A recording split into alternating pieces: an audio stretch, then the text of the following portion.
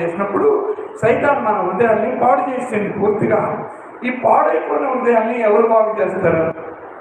ఏ doctor వచ్చి బాగు చేస్తాడు పాడైపోయిన హృదయాన్ని? టీబీకి మందులు ఉన్నాయి, క్యాన్సర్కి మందులు ఉన్నాయి, జబ్బులు కానీ మందులు ఉన్నాయి. పాపానికి మందు ఎక్కడ ఉంది? లేదు కదా. యేసుక్రీస్తు అందుకే భూమి మీద టూరిస్ట్గా రాలే, నీలో నివసించడానికి వచ్చాడు. గట్టిగా చప్పట్లు కొట్టి దేవునికి స్తోత్రం చేయాలి. హల్లెలూయా.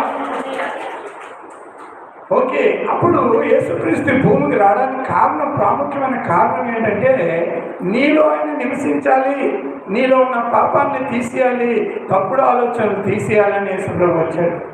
ఒకటి. రెండవ కారణం ఏంటంటే యేసు దేవుడు, మన తండ్రి.